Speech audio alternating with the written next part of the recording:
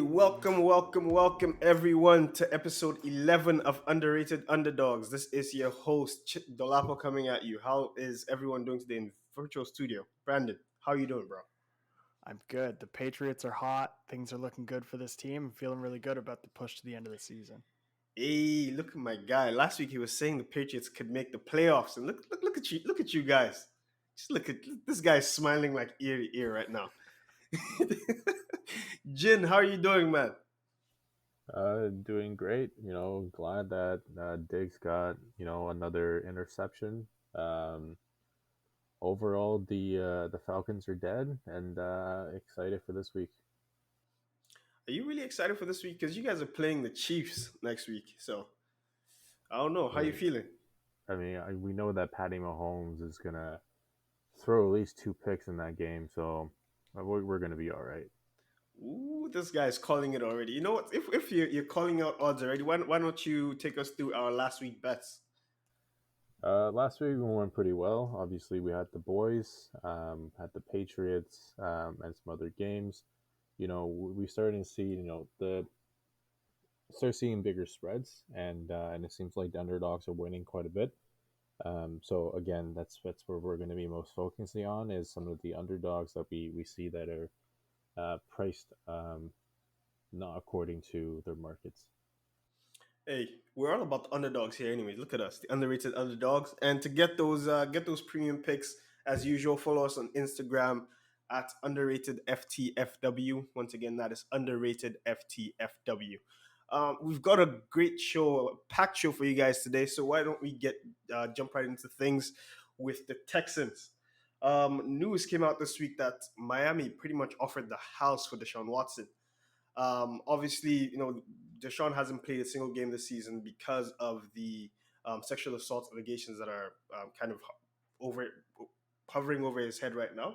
But the Dolphins offered 3 first-round picks and 2 second-round picks for the disgruntled quarterback, and obviously this all with the condition that Deshaun Watson clears those assault cases, and the Texans declined this offer. Um, I guess the mindset being that he would be worth more once he's cleared. But Brandon, I want to come to you here first. Did the Texans overplay their hand with this situation? Yeah, they definitely did. First off, things happen so quickly in the NFL. If we could hopefully someday get a daily show going, we might actually be able to cover news in a timely manner. But this happened probably hours after we recorded last week's pod, and we had to wait a week to talk about it. Um, but they definitely overplayed their hand. I don't know who leaked this, but this was the last bargaining chip they had at the negotiation table. Um, if you think about all the things they would have needed in their favor for a negotiation to go well, like not knowing what other teams are offering, um, the news that the quarterback doesn't want to be there, they don't have anything else because all of their dirty laundry seems to get aired one way or another. So they don't have any cards to negotiate with. They don't have anything because it's all public information. So, I mean, the breaking news from Jay Glazer was that they think they could get a better offer than 3 first-round picks and 2 second-round picks. I'm surprised that offer was even presented. Um, I don't think they're going to get a better offer. The other part of that is Deshaun has to okay the move. Like, they can't just take the highest bidder. Because he has a no trade clause, they have to get his permission for the trade to even go through. And as it stands right now, according to most reporters or most analysts, that Miami is the only place he wants to go for the time being. So I don't know what they're going to offer, but I know Miami's not going to go back to the negotiating table later on with more of an offer. They're going to come back with less. So I don't know what they think they're going to get, but this was the best. Yeah, this was 3 first-rounders, 2 second-rounders. That's quite the haul. Jin, as a betting man, do you think the Texans are right in betting on themselves with this one? No, I think the Texans made a huge mistake here by getting cold feet because come next off season, he's not going to be worth more than two first round picks. moving forward, especially now the league knows that the Texans are being greedy. Everybody's not going to try to offer him up. Even I don't think even Miami's going to try to do anything, and they're just going to watch the Texans burn up their cap for the next 5 years because next year is when Deshaun's extension kicks in. At that point, the Texans will be glad to get anything for him just to get rid of the cap space that they're going to have to need for their new team. Um, so overall, I think the Texans are. I don't know what the Texans are thinking. Like at this point, like it makes no sense. Like like you essentially you're getting 5 starters for Deshaun Watson. Going back, that seems like a really good deal. With a player that you don't want on your team that doesn't want to play for you. But it just seems like the Texans just never wants to let him go for whatever odd reason it might be. But overall, I think the Texans made a huge mistake here not trading him for the trade deadline because moving forward next season, he's not going to be worth essentially anything, and people are just going to laugh at the Texans, and they're going to try to get rid of him for like a fifth-round pick just to get rid of that cap space. Yeah. I don't think he'll fall as low as a 5th-round pick, but by the time this gets resolved, if it gets resolved, he's going to be at least 1 year removed from the NFL. That'll bring his value down. I also think this might be a crazy thought, but the idea that Patrick Mahomes isn't doing this well right now, if that continues, that could work against the Texans also, because they were drafted in the same year. And if Mahomes goes on the down because everybody figured him out, maybe that's the case with a lot of the quarterbacks. They get figured out, they don't play at the performance that they once did earlier on. Deshaun was a top QB a year removed from football, and now maybe he's going to come back with the same trajectory where he doesn't play as well. So I don't think the value of a player doesn't go up as they get older. So I don't know why they would ever get more, especially if he's not playing. It would be different if he was James Hardening the situation and playing through it and showing everybody that he can still ball, but that's not what's happening. Yeah, and I think it might just be another situation with Jared Goff and Carson Wentz. They were at the height of their careers, and then all of a sudden everything came down crashing. Both of them gets traded. I'm not saying that the Chiefs is going to trade Patrick Mahomes because that would be the franchise suicide at that point. But it kind of gives the same vibe that in that same draft class, two QBs are not performing well on the lower trajectory, and don't know what the Texans is going to do. Hopefully they can figure it out because at this point they are the laughing stock of the NFL. I was trying to give him some justice by not comparing him to Jared Goff and Carson Wentz, and comparing him to Mahomes as he's sort of in that echelon. Um, I think it's hard to compare a guy like Deshaun Watson, who may have been a 4-win team last year, but also was potentially in the MVP conversation for the stats he put up. I think it's a bit different than the Jared Goff Carson Wentz situation. It seems like it's more like the Patrick Mahomes situation where he was so good so early in his career, but now we're seeing someone who was better in the early part of their career also sort of come down. So I wonder if that's something that other teams will consider as part of when they're offering, or if they offer whoever's in the market for a quarterback next year. Yeah. And speaking of, we will get to Patrick Mahomes a little later. The Chiefs did have a good game yesterday, but before we get there, we need to address the OBJ situation with the Rams and Browns. But we will start off with the Rams. OBJ played his first game on Monday night, so last night. Finished the game with only 2 catches and 18 yards. His only other target aside from that led to an interception. That was the first drive during the first drive of the game. Overall, not good stats for OBJ himself, and the Rams actually lost the game to the 49ers. But Jen, I want to come to you here. What did you think about OBJ's Rams debut?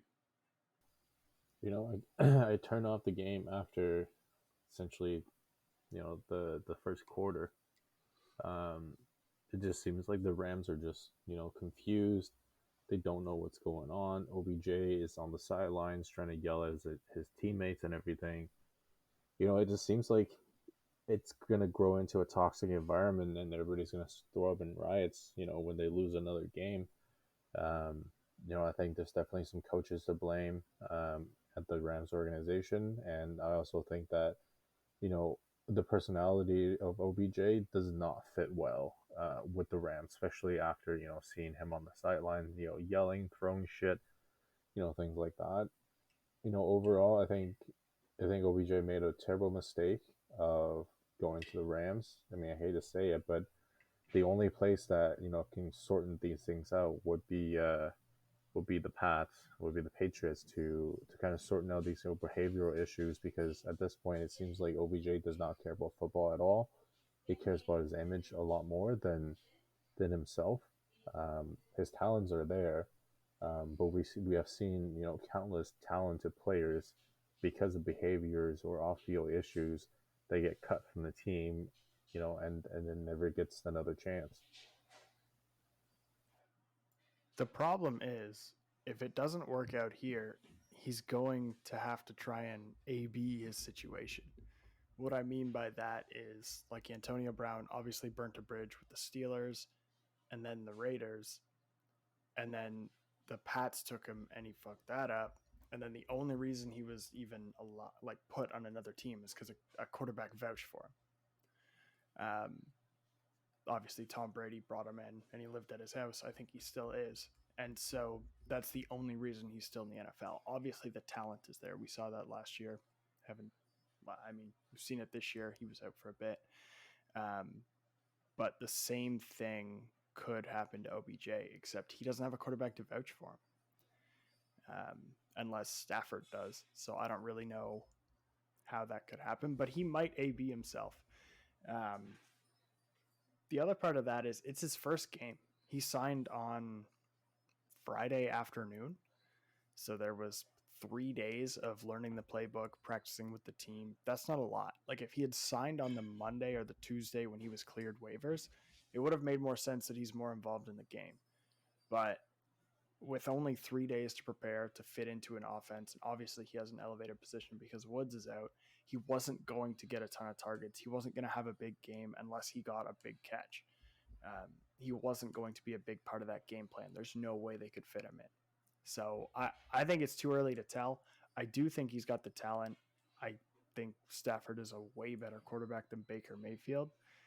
But hopefully he doesn't burn a bridge having tantrums on the sideline, because then he could be in a similar situation as Antonio Brown.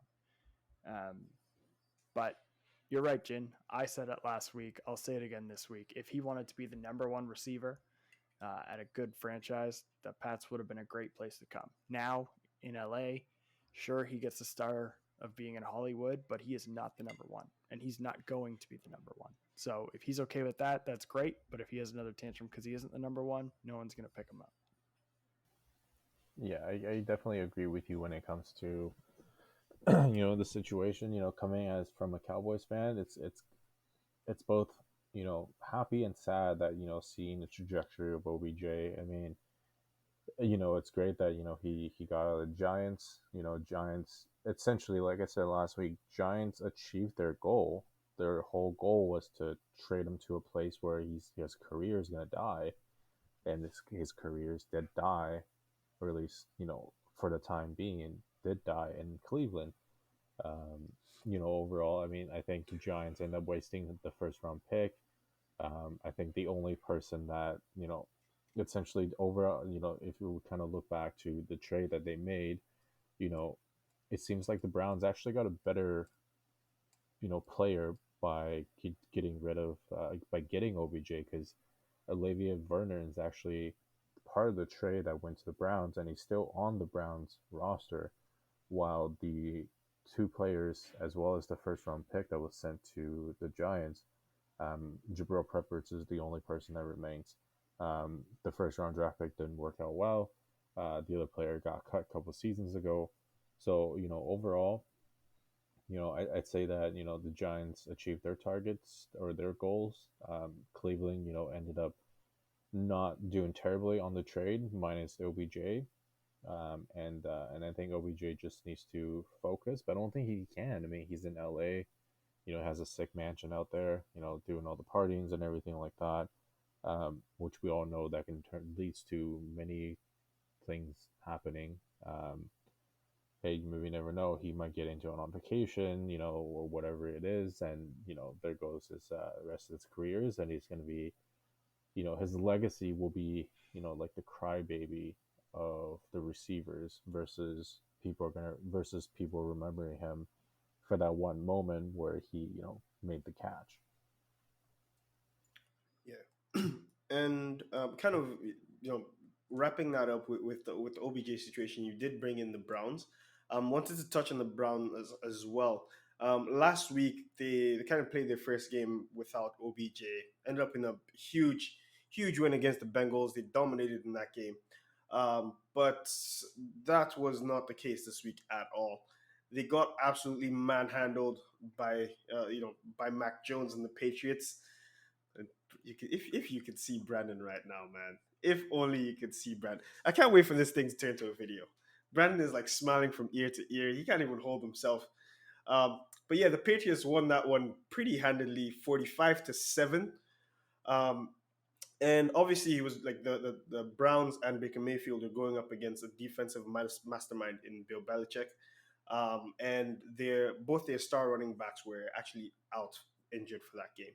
So that could explain in part why they only scored 7 points. So Brandon, I'm coming to you first because this was your team's game.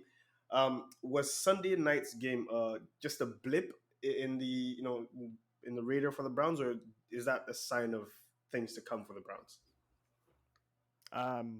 It's been a sign all year. Like, first off, the Patriots kicked ass. Mac Jones kicking ass. And obviously, you guys have heard me rant about how I vouched from him since way before he was drafted. So it's good to see these things pay off in games like that. But the missing piece, obviously, is an OBJ. He's been in and out of the lineup with injuries. The missing piece is the run game. And when both starting running backs were named out for this game, I was worried because Damian Harris has been such a big part of the Patriots offense that I was worried about how that would go. But we adapted, and Baker cannot. Every time he has had to rely on his throwing versus a heavy run game and sort of building off of that, it's been a failure. As soon as the run game gets shut down against the Browns, they don't score. They can't come back. I don't know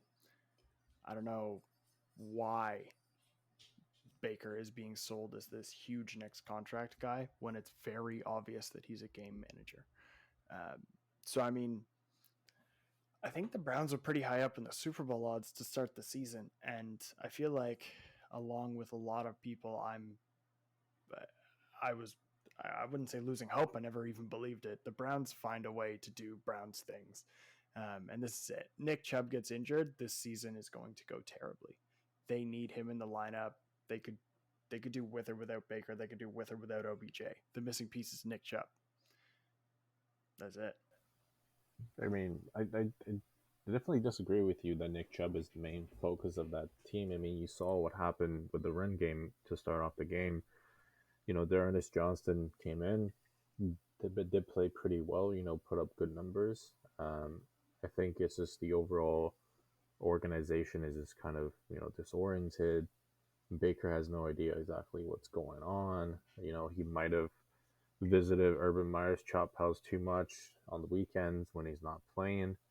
It just seems like he's just overall not into the game, or he tries too hard, and then obviously mistakes happen, and it's time and time again. And I think some of the pressure is getting to him that he knows that he's in a contract year. He wants to get that next year contract, but that pressure is mounting onto him, and it's not doing well for him. I mean, overall, I think the Browns are, the Browns is the Browns. Even though they got a pretty good offense, pretty good defense. I think it's the front office. Draft really well, did everything well, but it seems like they're stuck in their their own world, and it's not going to be any changing anytime soon coming up. Not to mention, their defense is normally very good. Like, their defense is normally top 2 the past couple of years in the league. Like, very, very good. Like, you dread playing against them good. And that didn't seem to be the case. That, I think, is just a blip. Like, that defense will come back. Obviously, they've got a ton of stars on that defense. So I think on the whole, the game was a blip. But I don't agree with you. I think Nick Chubb is a bigger part of that running game than you realize. I don't think Dearness Johnson is bad. Obviously, he had a couple hot starts. And he had a really good game the first game. I just think as soon as that run game falls apart, so does the rest of the team, it feels like. And they need to be more than just like a run game with a few play action pieces in there. They need to be more versatile, because as soon as the defense figures you out, unless you adapt, then you're not very good. We're seeing that across the league with a few quarterbacks and a few teams. So they need to be able to adjust to continue the game of chess that is the defense adjusts them, and then they need to change to adapt to that. So, I mean, I don't care if they come back from it. I don't care about the Browns. The Patriots beat them. That's all that matters.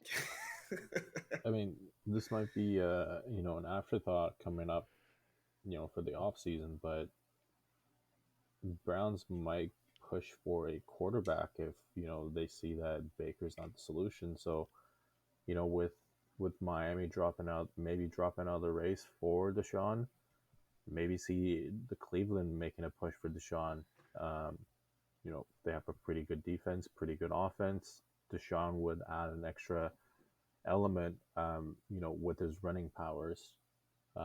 Maybe that's the missing piece that the Browns needed, and Baker can be a backup somewhere, because everybody knows that besides the Browns, giving him a new contract, he's going to be a backup anywhere else.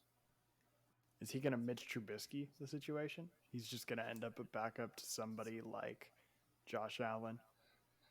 Yeah, maybe, or even Josh Rosen. I mean, I understand why. We're kind of getting off course here, but I understand why the the Cardinals, decided to release or trade Josh Rosen away. I mean, his first throw in the game last Sunday was a pick.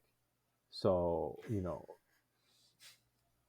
can see why the teams are not signing him, and I see why he ended up going with the Falcons. But hey, he might be up on the coming ups. If Matt Ryan just plays poorly, he might gets a chance to start a couple games for the Falcons for the season.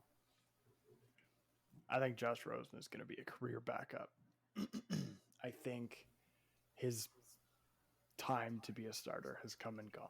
It was a little off topic, but I think he'll just end up being a career backup. But these guys still make a decent chunk of money. I mean, they still play a couple games. Yeah, I mean, look at Chase Daniels. Guy's been in the league for like 18 years, averaging $2-3 million a year as a backup. He's living good. Yeah, that's what I mean. Like, being a backup is not terrible. Realistically, there's only 32 starting jobs in the NFL or in the world, really. So I mean, there's a huge pool of quarterbacks, and not that many of them are elite enough to be of the top 32. There's nothing wrong with being a backup. Just obviously, if you've been a starter for a couple of years, like in Baker's situation, if you've been a starter for 4 years, that's a hard adjustment. That was the conversation about Cam, right? You were a starter for so long. How do you then go to being a clipboard king? I don't think he will. Like, I think he's in the same situation as Cam. I don't know if there's 32 quarterbacks that are better than Baker Mayfield. There might be 32 quarterbacks that are easier to get along with. And there might be 32 quarterbacks that aren't as arrogant. But I don't know if there's 32 quarterbacks that are entirely better. So yeah, I mean, I guess we'll see what the Browns do with him at the end of the year, or rather at the end of his contract. But yeah, maybe it's time to not maybe it's probably time for them to start looking elsewhere. But let's move to a team that doesn't have any problems at quarterback, the Chiefs, the Kansas City Chiefs. After a rough start to the season, they're kind of getting back on track here. They are currently on a 3-game win streak. gotten themselves back above 500 and are now sitting at the top of the AFC West. And in Sunday night's game, the Chiefs looked like themselves again for the first time in a long time. They scored 41 points while only giving away 14. And Patrick Mahomes threw for 405 yards, 5 touchdowns, no interceptions, and he completed 70% of his passes. The running back, Darrell Williams, also gave them a ton of production, both in the run game and receiving. So, Brandon, I want to come to you here. Is it safe to say the Chiefs are back? Look, I know that New England fans are brutal and terrible and rude, but Chiefs fans, you guys are way fucking worse. Holy shit. Um, Mahomes is having a bad year because he's human and defenses have figured him out and he's still in the process of adjusting. And as soon as they win a couple games, you're back on the Super Bowl bandwagon, which is insane. So the Denver Broncos did this in the beginning of the year where they won 3 games and they were 3-0 and they were the talk of the league, but they beat the Jags, the Jets, and the Giants. And this is the same thing with the Chiefs are back.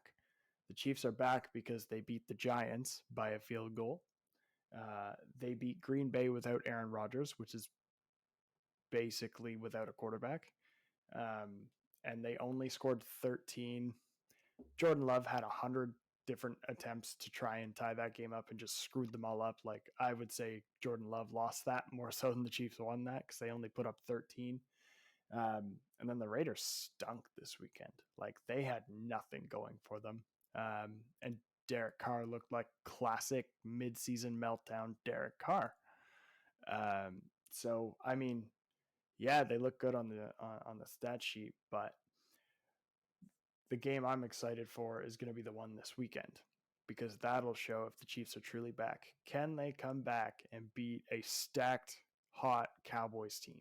Or are they going to have to just beat all the other teams that are subpar and get themselves into a playoff spot and then have a challenge before we can see if they're back? But I don't think it's weird that Patrick Mahomes would have an off couple games or off season or half season or however many games it takes him to get it back. He's going to adapt. He's too talented not to. It's just, I don't know if I'd be beating that drum with these last 3 wins. Jin, I know the Chiefs are going to be facing your Cowboys this weekend, and you mentioned earlier that you are pretty confident about you got your boys winning that game. But just in general, how do you feel about the Chiefs right now? Are they on the up and up, or do you still think this is this isn't very good for them? Overall, I think the Chiefs are just, they're going to be, overconfident going into the game for sure. Thinking that, they beat a pretty solid team, but, the Raiders are the Raiders. And Brandon, I'm going to give you an option right now. You have the option to eat 3 Popeyes biscuits instead of eating 6. So half of the amount right now. I'm going to give you that option because from the looks of it, you are going to lose your bet at the end of the season, and that's I'm giving you a way out. But kind of going back to the Chiefs, it just seems like for the first time in a while that everything sort of clicked in, but they're going to be playing the Dallas defense where one of their weaknesses is Patrick Mahomes throwing, interceptions, and the Cowboys are coming in top 5 in the league of takeaways. So I think that's definitely going to have a huge impact on the overall passing game for Kansas City. They're going to try to figure things out. But overall, I think the win streak is going to end this weekend for the Chiefs. It just doesn't seem like it seems like they used up all their gas in the gas tank for this game for the Raiders. It just seems like nothing's really going to be clicking for the Cowboys game. You must have been reading my notes, Jin. because I'll read my notes on the podcast so everyone knows how I feel about Derek Carr right now. This will be the absolute last time I buy into Derek Carr hype and the last time I bet on the Raiders in any way, shape, or form. are the notes that I wrote for this particular section. So, I mean, if you're honest about, or if you're serious about the buyout, I will absolutely do it. And then just bring a couple extra biscuits aside the Popeyes meal that you still owe, and I'll eat them. This All is right. my early cash out. I'm trying to redeem it. No. Well, regardless, just make sure we have the video. Just make sure we have the video. I mean, if you really think about it, the Popeyes, meal that I'm bringing over already has one for him. He has to eat another three, so that's four in total. He's gonna die before he gets to the second one. So, like, Oh man. Was it last week at the right after we were done the show, we are looking at the caloric content of the Popeyes biscuits. it's And it's like 400. No, it's 480 calories, I believe, per biscuit. biscuit without butter. 407 to be exact. They did give Brandon the option to lather on as much butter as he wants to help him to go down a lot faster. It's up to him. He's already enjoying a 4-piece there, so there goes 1,600 calories. 4 biscuits, that's another 1,600 calories. At the end of the day, his arteries might burst after that meal. But I'll make sure to have 911 on speed dial in case anything happens. Yeah. Keep him safe. Keep him safe. All right, I'm taking my early cash out, but it still involves 4 biscuits, which is like I almost lost, but not quite. Yeah. But I'll take it because I'm over the Derek Carr hype. I mean, technically, you can fit all 4 in your mouth. Stick, like a stick of butter in your mouth at the same time. It would just be a lot better, helping you get that down. Oh man. All right, let's get to our last topic of the day. This one actually warms my heart to see because Superman is back in the building. If you don't know what I'm talking about, Cam Newton has returned to the Panthers. Played his first game on Sunday, and I was really hyped. Cam was super hyped. In limited snaps, he was able to score 2 touchdowns, 1 rushing, 1 passing, and you could feel the electricity in that stadium.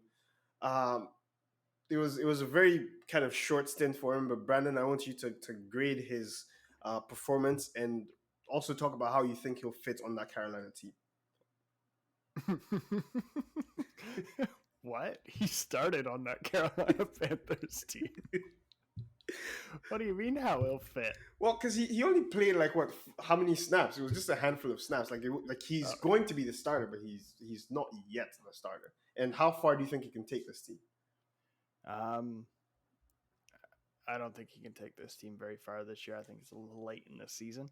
I think if he started at the beginning of the season, you'd be talking about a playoff team. The other part of that, look, when we were talking about Cam getting cut, I made a list of the teams I thought that he could go to, and it wasn't a short list. It was 6 or 7 teams that he could potentially fit on. The only reason I left out Carolina Panthers in the first place was because we didn't know what was going to happen with Sam Darnold. We didn't know if it was going to be like the Adam Gase effect and he was just going to kill it like Tannehill did, or if he actually sucked. And it's leaning towards the latter part of that. In which case, I would have added the Carolina Panthers as a return for Cam Newton as well. So you and I were both on the bandwagon that we want to see him in the league. We need Superman in the NFL. And you're so much of a fan, I even had you cheering for the Patriots for a short point last year.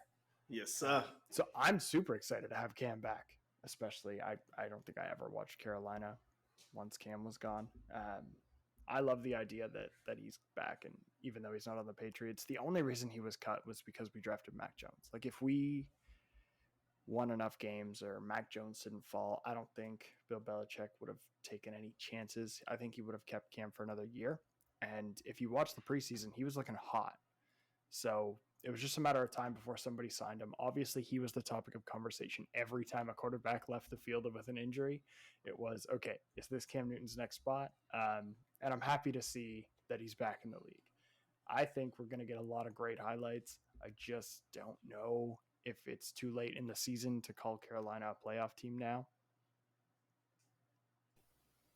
I mean, it Jin. almost seems like Sam Darnold is just not the solution. He's worse than Teddy Bridgewater at this point. I'm excited that Cam is back in Carolina. That's definitely going to give a lot of different different features that he can do on the field as well as in the locker rooms. Overall, I think it's a good opportunity for Cam. Shows that he can still play great. In the when he was at the Patriots, it just seems like the schemes didn't really fit well for him, and it seems like Matt Rule's schemes might fit a lot better for him, which brings up the question of why they cut him in the first place. I guess to save cap money, but they just gave him $10 million, so it almost seems like essentially he's getting paid double for he's counting double against the cap. I think I think Carolina might be using Cam to make a push and then maybe sign him to a backup role to develop maybe a rookie quarterback in not the first year, but maybe in like 2 years, because they did pick up Sam Darnold's contract in the offseason for this 5th year, so they're going to be on the hook for his full guarantee, which I believe is around $26 million. Which is roughly about 10-11% of the cap that we're going to see in the next season. So they're gonna have to be playing the numbers really well, and it just seems like Sam Darnold's trade was just a complete bust. But then again, we all know that a Jets is gonna pick some random player that's gonna fail. So it's gonna be a win-win situation for both organizations. Jets is gonna pick a terrible player that's not gonna fit their schemes. Bob Sala is most likely gonna get fired in like 2-3 years, and the quarterback carousel is gonna and coaching carousel is gonna roll over on the Jets over and over again, and maybe you never know. Zach Wilson might be the talk of the town in 3 years when he gets cut or traded to another team from the Jets. I was just looking at the NFC standings. They're actually in a playoff spot as of right now. That being said, the NFC is pretty tight. Like, if you take into account that the Packers, Cardinals, Cowboys, Bucks, and Rams are 5 of the 7 playoff spots, essentially, we just assume those teams will probably make the playoffs at this point. That only leaves 2 spots, and there's a big gap between the rest of them. So, I mean, they might sneak in on the wild card. Ooh, Superman on the wild card. But if they sneak in on the wild card, they're going to be playing like the Cardinals, the Cowboys, or the Bucks, or the Rams. So, like, that's, Yeah. I don't know about making it past the wild card round. But I was just looking at it and I was like, oh yeah, I forgot. Aside from the 5 teams atop the NFC, the rest of the NFC stinks. Yeah. So maybe we can see Cam in the playoffs. That would be beautiful. At least the wild card game. That'd be fun. See if Superman can capture some of that old magic. But that brings us to the end of our show. As usual, if you stayed this long, hit that subscribe button. If you are listening to this on YouTube, make sure you hit that subscribe button. Leave a comment down below. Help us out with the algorithms. And we will be back again next week with another episode. Also, don't forget to follow us on Instagram, underrated FTFW. And as I said, we'll be back again next week with another episode. And until then, if you think you work hard, whoever edits Cam's vlogs works even harder. Have a great day.